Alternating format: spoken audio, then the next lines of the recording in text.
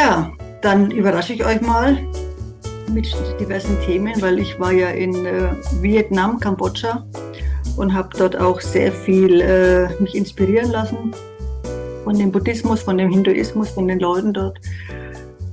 Und ja, und dann kam ich zurück und denke mir, was können wir da für ein Thema machen? Und was mir dann eingefallen ist das Thema Opfer und Täter.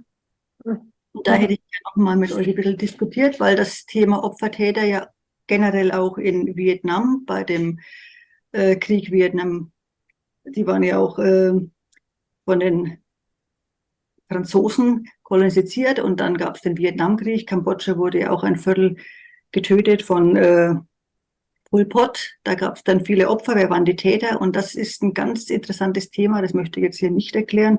Und nochmal geschichtlich, das ist viel zu lang, aber das hat mich auch so fasziniert. Wie verhalten sich die Opfer und wie verhalten sich die Täter? Und das hat mich dann an IOPT, wer ist Opfer und wer ist Täter? Und wie kann ich, wenn ich in der IOPT arbeite, kann ich gleichzeitig Täter, kann ich gleichzeitig Opfer machen? Das sind so viele Fragen, die auch dort auch teilweise diskutiert wurden in verschiedenen Gesprächen mit den Einheimischen. Erklär doch mal oder erklärt ihr doch mal, wenn ich zu IOPT komme, kann ich Opfer und Täter sein? Wie funktioniert das? Wie geht es überhaupt? Das sind so Fragen, die ich bei vielen erklären musste. Das ist für viele gar nicht nachvollziehbar. Opfer und Täter gleichzeitig, wie kann das sein? Wer möchte da mal anfangen? Vielleicht mal nur interessant, ich habe genau gestern in meinem Blogbeitrag, wollte ich genau zu dem Thema wieder schreiben. So, weil ich das jetzt verstärkt wieder hatte in den paar Arbeiten von Leuten, wo das hochgekommen ist. Interessanterweise über das Thema oder die Überschrift Jammern.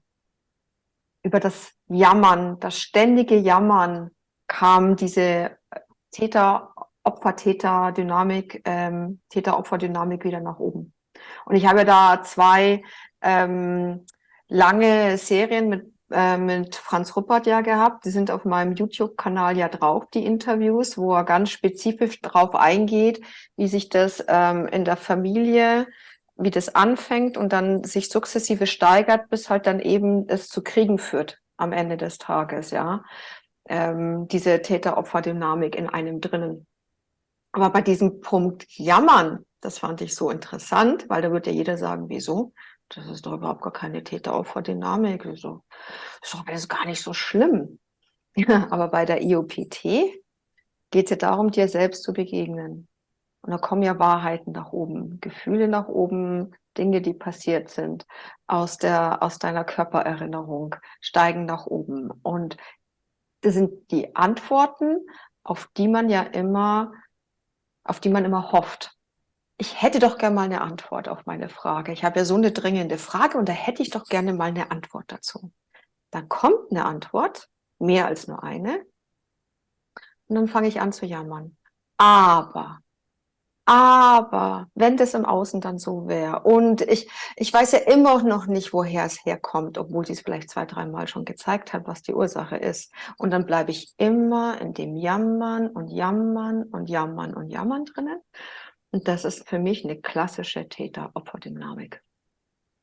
Weil mit dem Jammern verdecke ich eigentlich die Täterschaft. Ich sehe mich nur als Opfer, absolut und nur als Opfer und vergesse, dass ich Opfer gewesen bin und wo die Täter sind.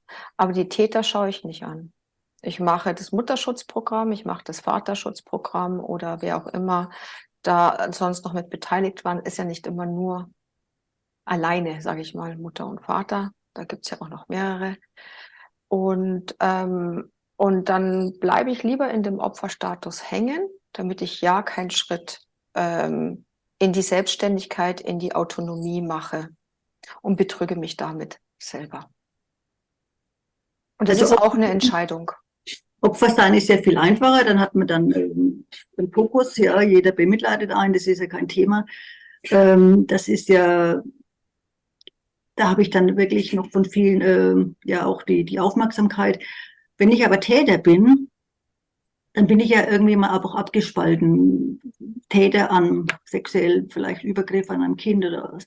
Ist ja eigentlich nichts, was ich normal mache, sondern da muss ich ja irgendwo, habe ich ein Problem mit ja, Empathie zum Beispiel oder bin abgeschaltet von mir selbst. Wenn ich jetzt Täter bin und möchte aber mich wieder irgendwie mich andocken an mich selbst, was ja sehr viele, sehr wenige nicht machen wollen, dann habe ich ja erstmal das Problem, dass ich ja mich erstmal wahrscheinlich an das Thema dieses Opfer mal mich einfühlen müsste. Ich habe ja jemanden verletzt, sagen wir mal das Kind. Dann müsste ich ja meine eigene Täterschaft ja auch anschauen. Das heißt, ich selbst, warum bin ich zum Opfer geworden? Und dann habe ich ja noch die Schuld für beiden. Also das heißt, da ist ja aber dreimal so viel Arbeit zu tun.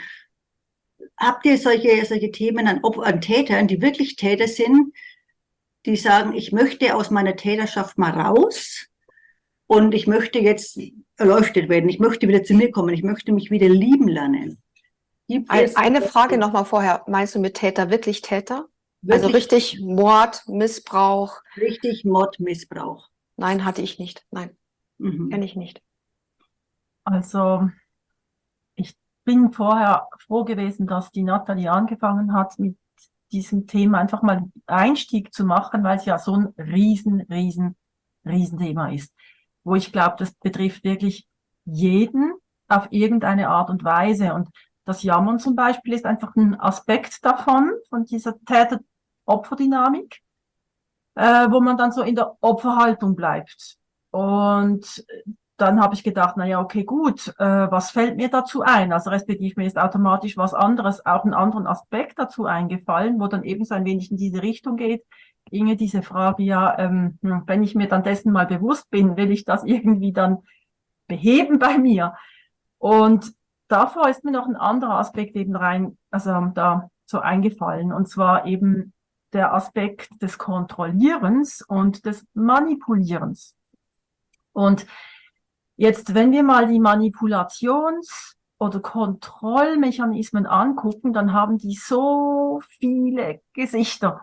Also wo ich denke, wow, da machen wir so einen riesen Fass auf, wo eben zum Beispiel auch, dass diese Opferhaltung ja auch wiederum so eine Rolle spielt und schon allein diese Opferhaltung ganz viele Gesichter hat. Das kann Jammern sein, das kann aber auch so auf kleinen Mädchen oder kleinen Junge sein, also dass ich mich kleiner mache, als ich bin, um dann wirklich Hilfe zu bekommen, um dann eigentlich im Prinzip die Situation zu manipulieren, zu kontrollieren, weil ich Opfer eigentlich wurde als Kind von dieser Situation. Also das ist das, was ich meine. Also irgendein Teil meint das und möchte eigentlich dann eben nicht irgendwo die Verantwortung für eine Situation übernehmen. Also mache ich mich zum Beispiel kleiner, als ich bin.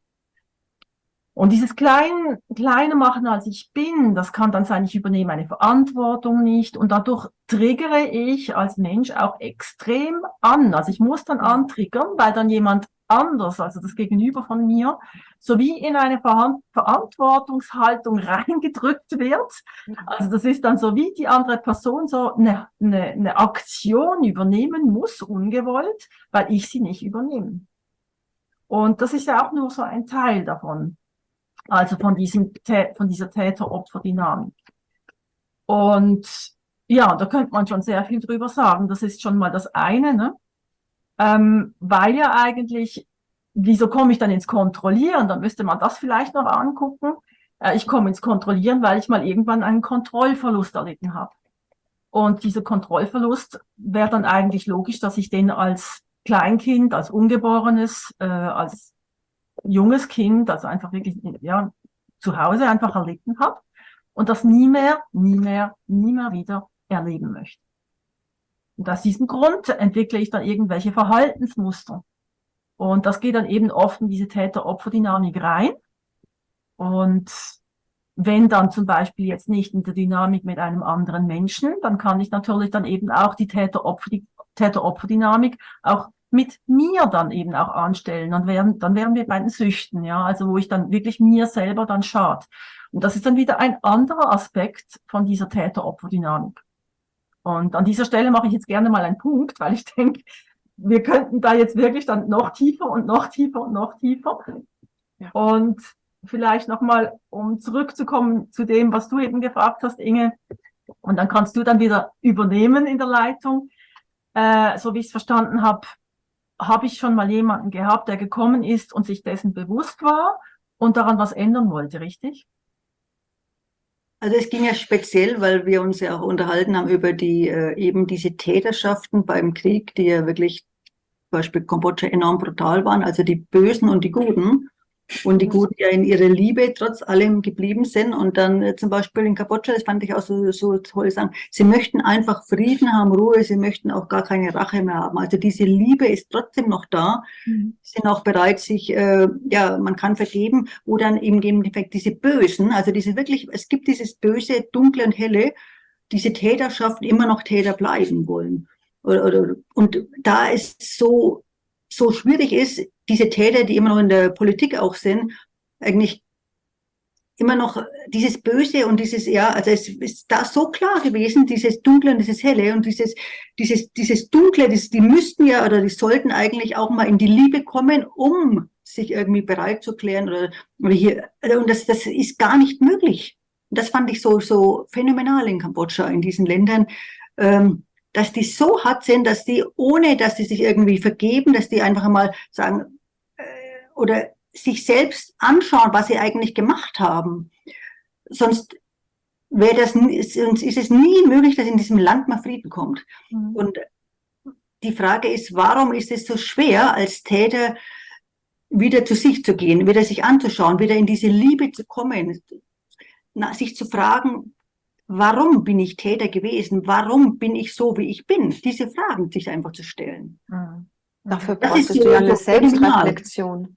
Da bräuchtest du ja noch so viel gesundes Ich, dass du das spüren müsstest. Und wenn, ich weiß ja nicht, du wirst ja auch in Täterrollen drin gewesen sein, in der Resonanz. Wenn wir in der Resonanz sind, dann fühlen wir ja alles Mögliche bei den Selbstbegegnungen. Und das hatte ich jetzt wieder am Wochenende. Und das sagte auch eine, die dabei war. Und sie war in einer massiven Täterrolle drinnen gewesen, aus, ich weiß es nicht mehr, das war, da ging es um Missbrauch, ja. Und da war sie in der Täterrolle drinnen gewesen, die Frau aber in einer Männerresonanz. Und dieses Gefühl dieser Allmacht, dieser kompletten Kontrolle, ich kann alles und jeden kontrollieren und manipulieren, so wie es Margret auch gesagt hat, es sind zwei Riesenaspekte da. Und dann noch mit der Selbstüberhöhung. Und diese Resonanz war ganz beispielhaft für viele. Du fühlst dich wie Gott. Du fühlst dich wie Gott in dieser Position. Du kannst alles machen und alles, was dem anderen Negatives passiert, darüber nimmst du deine Energie. Wenn du Angst spürst in den Augen der Kinder Genau. zum Beispiel, ja, wenn jemand fast das Leben erlischt in den Augen, ja, am Rande des Todes du stehst, darüber nimmst du deine Energie. Und das macht dich unverwundbar, vermeintlich. Das ist eine komplette Abspaltung, aber in dir fühlst du dich größte, tollste, schönste, mächtigste, reichste, potenteste Mann, Frau auf Erden. Und da Genau. ist null Unrechtbewusstsein. Mhm. Null. Da gibt's nichts zuzugeben, weil ist ja nichts Schlimmes passiert, ja. Oder es gibt ja eh so viele, mal wenn halt dann 5 Millionen sterben, was interessiert es mich überhaupt?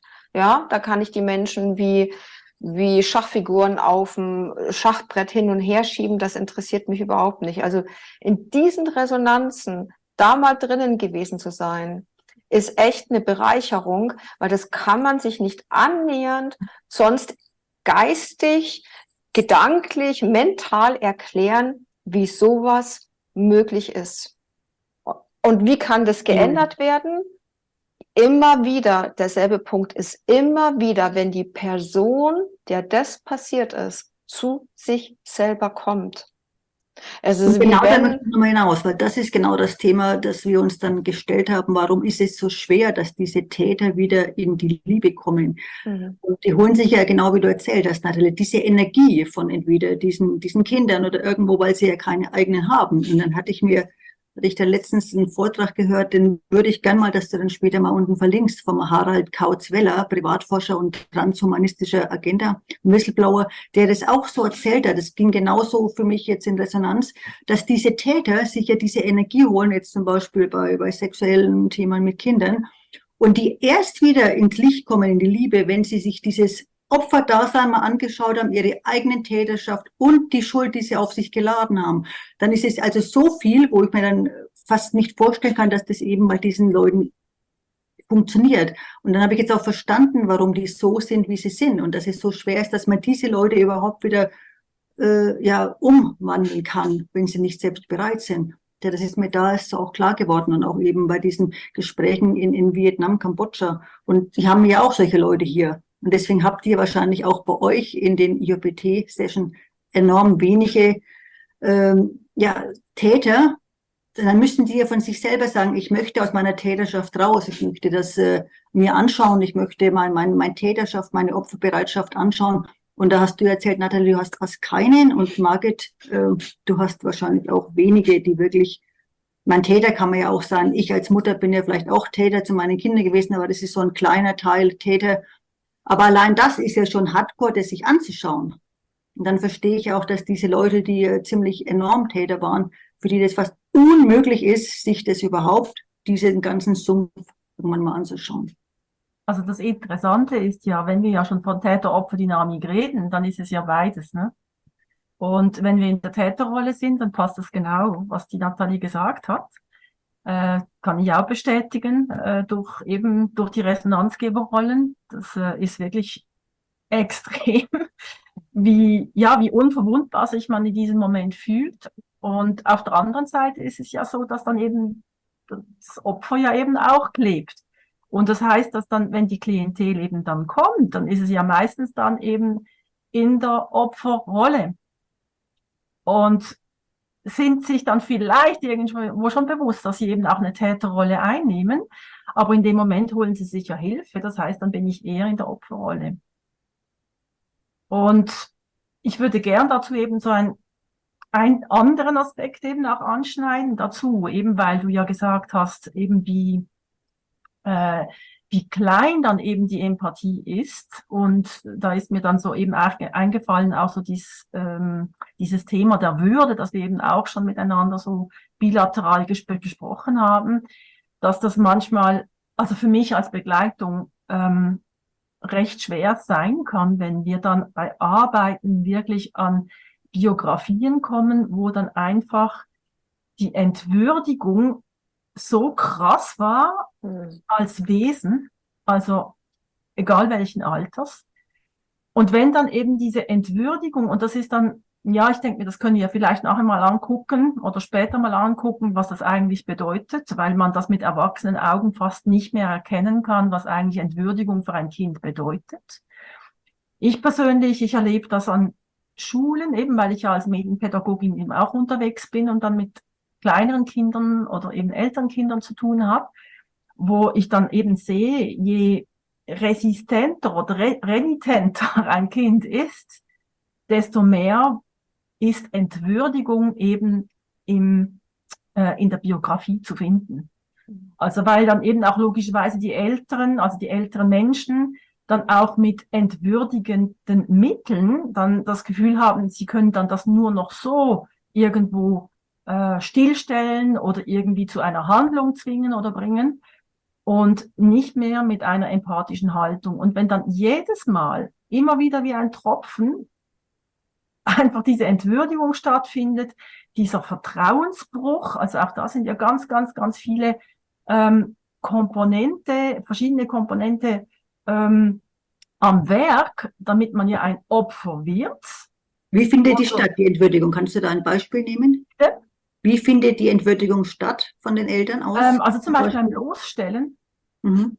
Ja, ein Bloßstellen vor der Klasse oder in der Familie oder einfach eben irgendwie auch ja, physische Übergriffe, es einfach so zu packen, wenn ein Kind einfach irgendwie findet nein oder ja, und es einfach rumzukommandieren. Also ich meine, das muss man sich einfach nur vorstellen, wie geht's uns als erwachsener Mensch damit?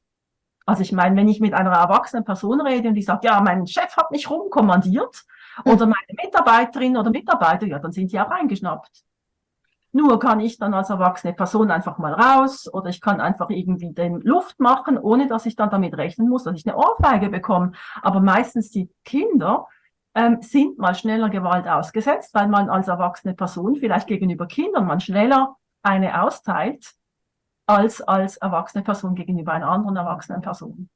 Und das findet ja im Verdeckten statt, das findet zu Hause statt, das sieht kein Mensch, ich sehe das nicht. Ob du deine Kinder schlägst, Inge, ich sehe das auch nicht bei dir, Nathalie, aber ich weiß, dass ihr mich als erwachsene Person noch nie irgendwie geschlagen habt. Ja, und das würde wahrscheinlich auch nicht passieren, außer ich müsste euch wirklich sowas von, ja, egal, oder? Aber die Chance, dass die Hand schneller ausrutscht bei einem Kind, ist so viel massiv größer. Und dort findet eben diese Entwürdigung auch statt. Ja. Nur eine kleine Scheibe davon. Ja, und das ist dann eben so das, was ich dann erlebe. Also wenn man dann ein Kind nicht irgendwo in ein wenig das Gefühl bekommt, dass es eben auch vertrauenswürdige Menschen gibt, dann wird in meinen Augen das Drama immer wie größer, respektive der Täteranteil, der Kontrollanteil eines Kindes, so dass es dann halt, wie man dann so schön sagt, ne, mit allen Wassern gewaschen ist. Und dann hast du super Täteranteile herangezüchtet durch Genau. der Erwachsenen oder der Gesellschaft. Und du kannst es ins andere Extrem auch noch übergehen. Da muss das nicht mit der massiven, also handgreiflich sein, physisch oder mit Worten, sondern es kann umgekehrt sein, indem ich ja nur das Beste für dich will. Du bist mein Prinz. Du darfst überhaupt nichts alleine machen. Die Mama macht alles für dich. Wir sind alle für dich da. Du bist der Intelligenteste. Du bist Einstein. Du bist Die meinen es noch gut mit dir. Du bist hochbegabt. Alle Lehrer sind ja dumm. Die wissen überhaupt nicht, wie sie mit dir umgehen sollen. Ich als Mutter, oder meistens sind es die Mütter, die Väter interessieren sich für die Schule zum Beispiel doch sehr herzlich wenig, ja. Da ist dann der Ableger hochbegabt. Und das ist zum Beispiel auch ein riesen Problem, wenn dir ständig überhaupt keine Grenzen dann aufgezeigt werden, wenn du hochfährst bist, wenn du der Stammhalter bist, wenn du der Älteste bist, kommt dann auch wieder von der Kultur zu Kultur unterschiedlich dann auch, wie das gehandhabt wird. Aber dann sind die Eltern dann nochmal auf das Thema zurück, dann sind sie ja in dem Fall Täter, aber ihnen ist es ja nicht bewusst, dass sie Täter an den Kindern sind, weil sie früher wahrscheinlich auch Opfer sind und so geht die Spirale ja weiter. Also es ist für die ja überhaupt kein Thema, dass das irgendwie, das ist ja ganz normal, aber das ist ihnen nicht bewusst, solange bis nicht irgendwann mal so eine Aufstellung oder so eine Arbeit gemacht wird. Und da ist halt das Thema, dass man das einfach stoppt oder dass vielleicht unsere Arbeit einfach das zu verbreiten, dass man hier, wie du Margit sagst, dass man die Kinder demütigt, dass das verletzend ist, dass das schwerst verletzend ist und dass es wirklich, ja, dass es Wunden hinterlässt, solche Komportements, fällt mir das deutsche Wort nicht ein. Verhalten. Solche Verhalten, genau. Und da fehlt, denke ich, noch, dass es eigentlich mit Liebe viel angenehmer funktioniert als mit so harten Worten. Wir sind ja nicht beim Militär. Und das ist wirklich ja, so. aber wenn du es in dir selbst nicht spürst, wie willst du das verbreiten? Du kannst manchmal, und Genau, da bin ich immer so vorsichtig, auch bei anderen Ländern, weil das Lächeln heißt nicht unbedingt, dass dahinter wirklich gelächelt wird. Hinter manchen Lächeln stecken so viel Trauer und Schmerz und dann ist das Lächeln wie eine Maske darüber.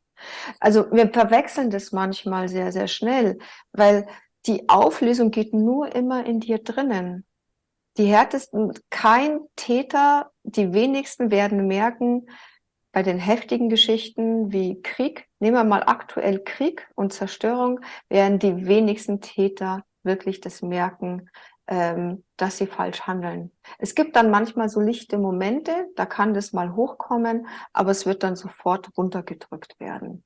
Und die Auflösung oder die Antwort ist immer nur in jedem von uns selber. Und da sind die Opfer die Eheren, die dazu bereit sind, hinzuschauen, wo der Täteranteil, der eigene Täterschaft an dir selber und dann vielleicht noch an anderen, ja, Thema Eltern, nicht so hoch ist. Aber wenn du mal einen bestimmten Prozentsatz überschritten hast, dann, ich glaube nicht, dass da irgendein Weg zurückführt. Also in den Resonanzen, in denen ich drinnen war, führte kein Weg zurück. Es sei denn, das Opfer hat sich das eigene angeschaut und wollte Aufklärung haben, weil es nicht mehr abgespalten leben will. Aber die richtigen heftigen Tätern, ich kann mir nicht vorstellen, dass da irgendwie eine Umkehr gibt. Aber ich kann mir schon vorstellen, dass so Aufklärung generell, dass Worte, dass Gesten verletzend sind, dass das so einen Sinn macht, je nachdem, wer sich's anhören möchte.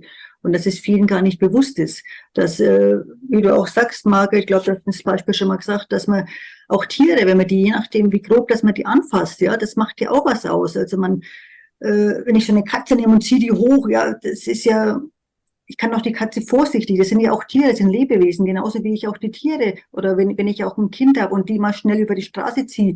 Das sind einfach so Beispiele, das fällt oft den Müttern gar nicht auf, aber erst in dem Moment, wenn man die hinweist, pass mal auf, schau mal, wie du dein Kind nimmst, mach das mal vorsichtiger, das sind ja auch Lebewesen dahinter, dann, ah ja, stimmt, das ist mir gar nicht aufgefallen. Und solche Sachen einfach sensibilisieren für solche Sachen, das ist dann verloren gegangen. Mhm. Das Bewusstsein zu uns selbst ist uns wirklich verloren gegangen, indem die Wissenschaft hier die Macht übernommen hat. Und da denke ich, das ist einfach wieder so ein Schritt zurück. Vielleicht könnte sinnvoll sein. Ja, ich bin jetzt ein bisschen verwirrt, muss ich ganz ehrlich sagen, weil wir switchen jetzt zwischen massiver Täterschaft zu persönlichen, sage ich mal, Opfer-Täter-Strukturen. Und das sind für mich komplette Unterschiede. Also es ist komplett was anderes, ob ich jetzt in der Mutter- und Vaterrolle zum Beispiel drin bin oder Freundrolle und da in die eigene Täterschaft gehe oder jemanden anders einfach mal, ja, verletze, als wenn ich schon alle Grenzen überschritten habe an Traumatisierungen, die es gibt und dann wirklich ganze Völker oder Gruppen in den Tod reiße.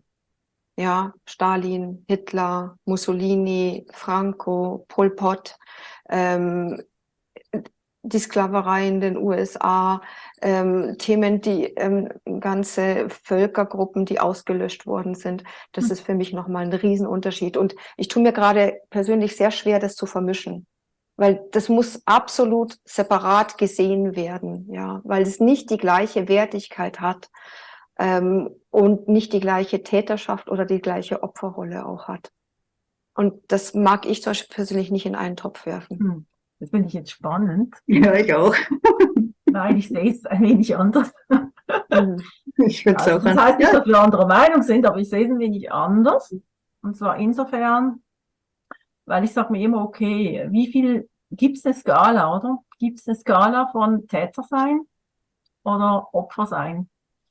Und wenn du jetzt eben so diese also diese Diktatoren aufzählst, dann dummerweise kommt mir da automatisch so diese ganze Corona-Zeit wieder in den Sinn, Mhm. wo ich denke, eigentlich war bis jetzt keiner oder wenige, doch in Deutschland wahrscheinlich ein wenig krasser als in der Schweiz, mit den Äußerungen ebenso in dieses Diktatorische rein. Also ich meine, in Deutschland war es ja eigentlich schon recht krass, in der Schweiz, okay. Aber was es mir gezeigt hat, ist doch, dass es jeder Einzelne eigentlich, also wie so ein wie sagt man dem, eine Schwarmresonanz eigentlich eben das möglich macht, dass eben Diktatoren geboren werden. Also geboren im Sinne, dass sie entwickelt werden. Also das heißt, es ist so wie eine Resonanz zwischen uns, und da musst du ja nur die Leserbriefe lesen. Also wenn man da irgendwelche Kommentare liest zu irgendeinem Zeitungsartikel, dann finde ich das wahnsinnig interessant, wie viel Täterhaltung da ist. genau. Ja, zum Teil zu gewissen Themen, wo ja eigentlich diese ganze Täterhaltung ja dann projiziert wird auf die Politiker. Und die ja dann, ich sage jetzt mal, der kleine der kleine Müller-Meyer eigentlich, sage ich jetzt mal, froh ist, wenn jemand anders dann eben in die Täterrolle, wirklich aktive Täterrolle geht. Und ich ihn dann eigentlich dann damit unterstütze als Meier Müller. Mhm. Und das heißt für mich eigentlich, es braucht nur eine Person, die bereit ist, in eine Aktion zu gehen. Aber je mehr ich Zuspruch bekomme von der großen Masse oder von einer Klasse oder von der Familie, desto mehr legitimiert sich irgendwo eben auch das Tätersein. Und dann sind wir wieder eben das, was du gesagt hast, Nathalie, eben das Grenzenlose. Und ich sehe eben so ein wenig diese Grenzenlosigkeit eigentlich als große Gefahr. Aber ich bin total davon überzeugt, dass wir sowas von Massivtäter, Opfer sind mit uns. Ja. Wo ich dann denke, naja, weshalb gehen die einen in Aktion? Wieso haben die vielleicht noch wirklich eine Selbstkontrolle? Vielleicht noch ein Schamgefühl, dann wirklich aktiv brutal zu sein. Und andere, ja, die werden dann vielleicht dazu bekräftigt, animiert, das wirklich auszuüben. Das ist die große Frage. Ich glaube nicht, dass wir die Genau. beantworten können. Nee. Weil dafür müssten wir alle weiter sein und weiter empfinden oder Gott sein, dass wir, glaube ich, diese Frage beantworten können, ja. Aber ich habe das zum Beispiel, ich weiß noch, bei dem Vortrag von Daniele Ganser, den ich mir letztes Jahr angehört habe über den Ukraine-Krieg, dann habe ich ein ganz nettes Ehepaar neben mir sitzen gehabt und wir waren super im Gespräch und dann sage ich zum Schluss des Vortrags, dass das ja Krieg im Kleinen beginnt, ja, und wenn jeder bei sich in den Familien schauen würde und bei sich selber, da wäre schon genug zu tun, dann bräuchte man gar nicht zum Nachbarn rüberlinsen. Und während die Frau mir freudig zugestimmt hat, war der Mann absolut dagegen. Ich habe richtig gemerkt, wie bei ihm die Mauer hochgefahren ist und er, das kann ich so nicht unterschreiben, meinte er dann. Und ja, es beginnt im Kleinen, definitiv. Aber ich bin mir manchmal nicht sicher, ob das eine Unterstützung immer nur so von außen gibt oder ob von innen da so ein Druck da ist, Täter zu werden. Also da bin ich mir von den Resonanzen her nicht sicher, aber in den Resonanzen, was ich gespürt habe, war nicht, dass ich oftmals, also in so Täterrollen, jemanden von außen gebraucht hätte, weil in mir schon quasi so viel zerstört gewesen ist, dass es eigentlich nur noch einen Weg gab.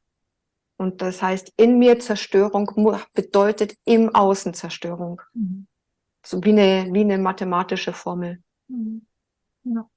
Aber ich fand das Beispiel von der Margit ganz gut, dass man eben in diesen Themen, wie du auch siehst, in diesen Bemerkungen von irgendwelchen Chats vom Opfer zum Täter, dass diese Mischung sehr, sehr schnell ist. Und das sage ich doch, ich kann ja, wenn ich bei mir bin, wenn ich gelernt habe, zu mir zu stehen, wenn ich in der Mitte bin, dann kann ich doch sagen, stopp, ich werde nicht zum Täter. Und das ist das, was ich sehr gut an der IOPT finde. Ich kann wirklich lernen, zu mir zu stehen, in der Mitte zu bleiben, mein Ich zu sein. Und dann fällt es mir ganz einfach zu sagen, nö, ich mache da nicht mit, ich lasse mich da nicht mitlaufen, ich werde nicht zum Täter. Und das ist das, was wir eigentlich lernen sollten, einfach zu sagen, nein, ich mache nicht mit, auch ich habe keine Lust, ich lasse mich da nicht mit einflutschen und sage auch so Worte wie, da gibt es ja manchmal Bemerkungen, wo ich mir denke, wie alt sind wir denn? Warum machen das die Leute? Weil sie einfach nicht bei sich stehen und sagen, nein, sie lassen sich das so schnell manipulieren, so schnell flutschen, weil sie den Zugang zu sich selbst verloren haben. Ja, aber dann ist mal die Frage Manipulation. Was wir als Manipulation empfinden, wir drei sind uns da jetzt zum Beispiel einiger, ja, mag für jemanden anders überhaupt nicht so stimmen. Und dann denken die, ja, wir sind manipuliert. Darum habe ich immer Probleme mit dem Schwarz und Weiß, wie im Krieg. Es gibt nicht Gut und Böse. Das sind diese einfachen Bilder, die gemacht werden.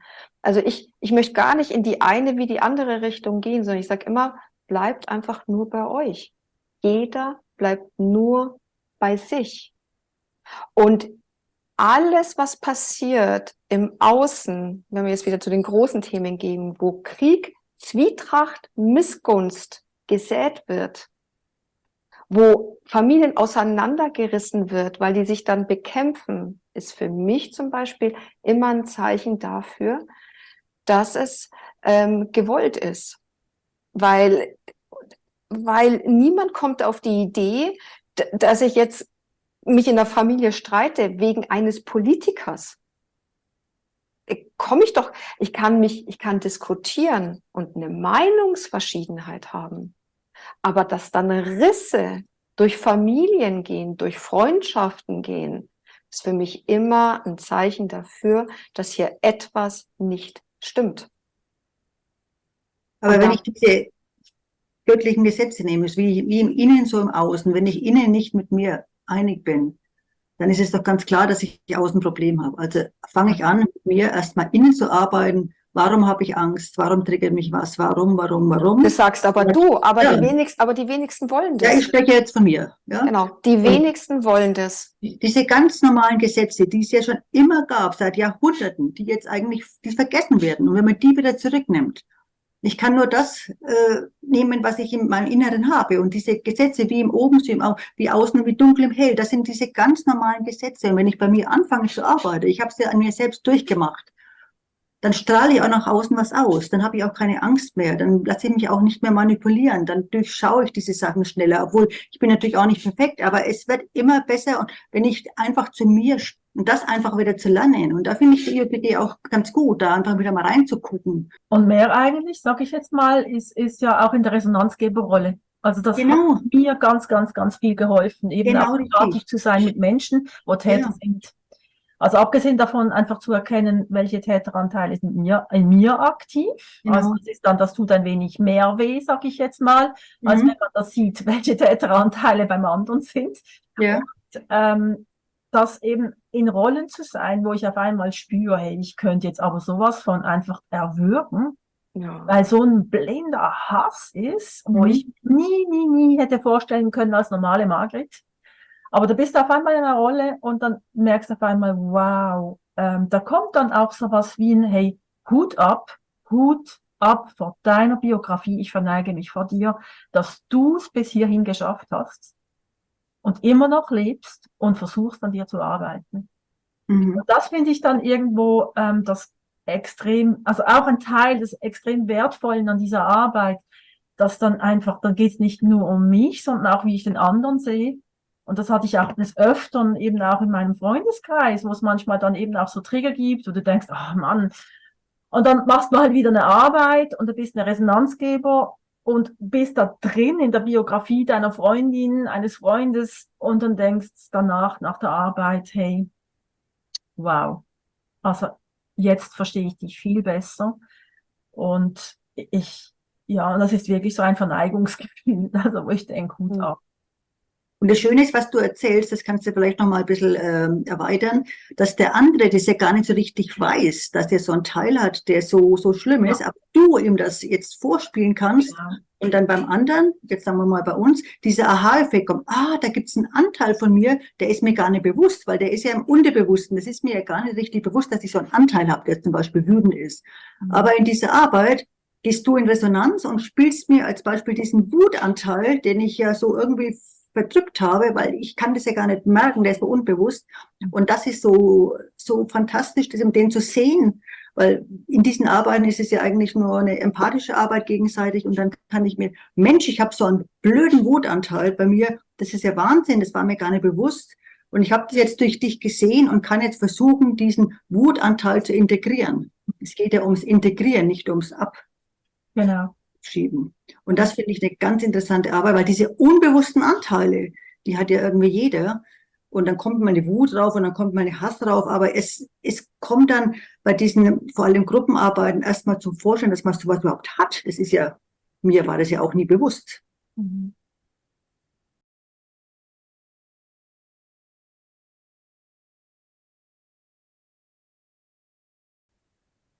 Also mein Thema zum Opfer-Täter.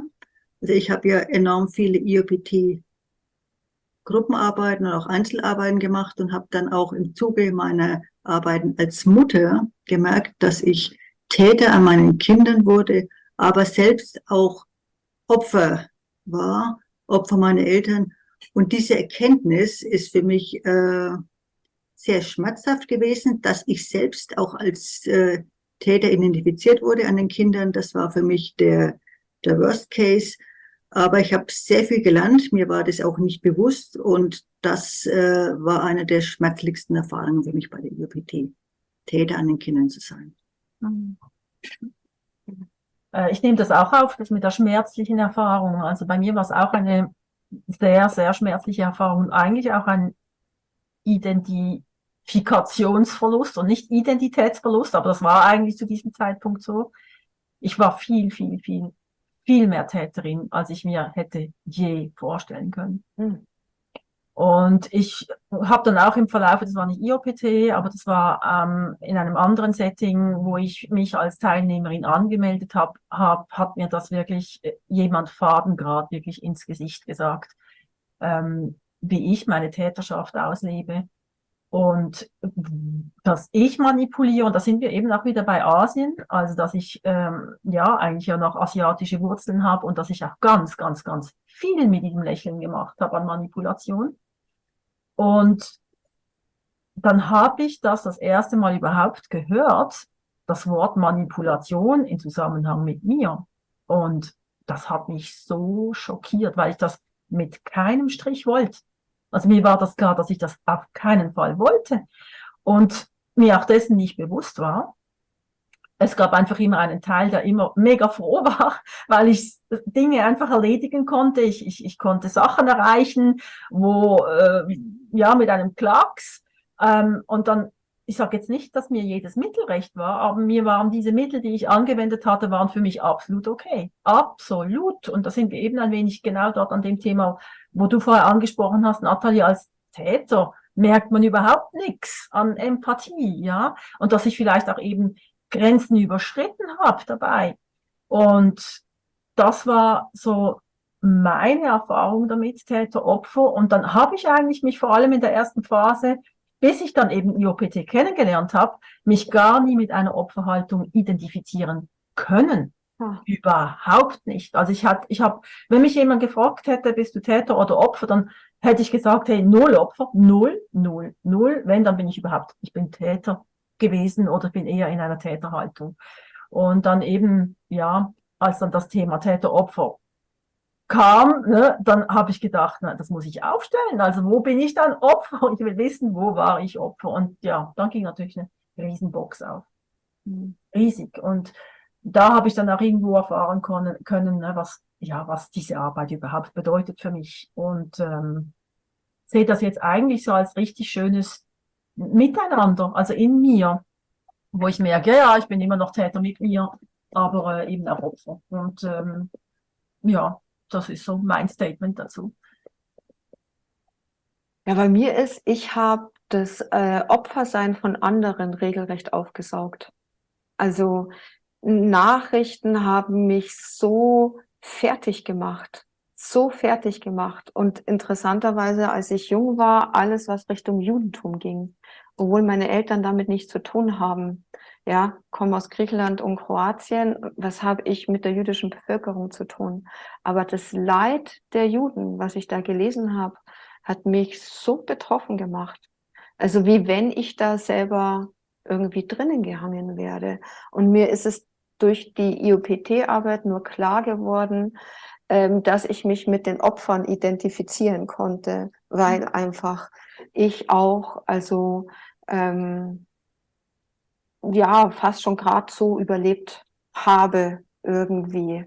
Und das Schlimme war, und da bin ich Täter an mir geworden, weil dann bei mir immer war, warum ist ja bei dir nicht so schlimm wie bei den anderen? Da gibt's ja andere Länder, ganz andere Menschen mit anderen Situationen, die haben es ja viel, viel schlimmer als du. Also was jammerst du hier rum? Jetzt mach halt einfach mal weiter und geht schon. So nach dem Motto, tu halt jetzt hier nicht so.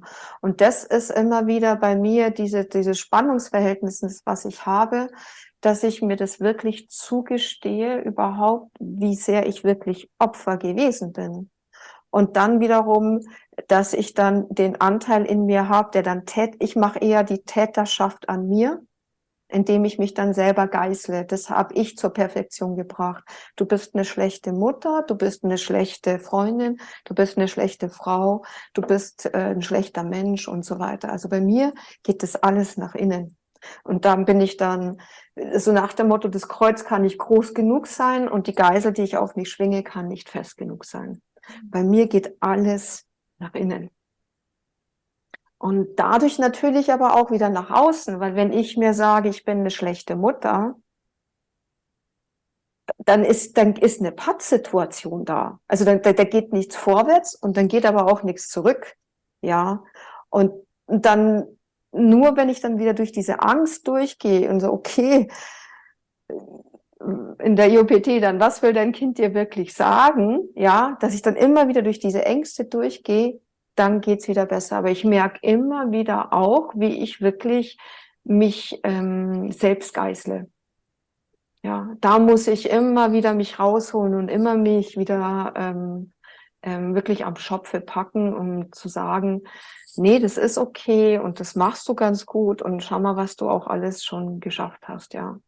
Weil dieses, ja, bei mir ist halt dieses Schuldthema, Nathalie, du bist schuld, du sollst nicht sein, du bist nicht richtig und so weiter. Das ist das, was ich mit mir herumtrage und damit bin ich beides immer gleichzeitig. Opfer, bin ich weich, aber so werde ich dann auch immer Täter an mir, wenn ich da nicht rauskomme. Ja, und das meinte ich auch am Anfang mit dem Jammern. Das Jammern gehört auch mit dazu. Weil durch das Jammern passiert nur eins, und zwar Stillstand. Du kommst wieder vor, noch kommst du zurück. Du bleibst wie im Geburtskanal, du bleibst auf ewig da drinnen stecken. Ja, und zermürbst dich und andere dann auch noch mit dabei. Also das ist bei mir das große Thema. Und da muss ich mich immer wieder zurückholen, immer wieder, komm mal zurück, Mädchen, ja, komm mal noch mal zurück und nimm dich noch mal in den Arm und vor allem sei mitfühlend mit dir selber. Ja, dann haben wir jetzt die 3. Session beendet. Ich hoffe, euch hat es gefallen und ihr teilt es auch wieder fleißig weiter und bitte um diverse Kommentare, falls ihr noch Fragen habt oder wenn ihr irgendwelche generellen Themen habt, die ihr beantwortet haben möchtet, von uns einfach mal runter reinschreiben. Schönen Tag noch zusammen und bis zum nächsten Mal.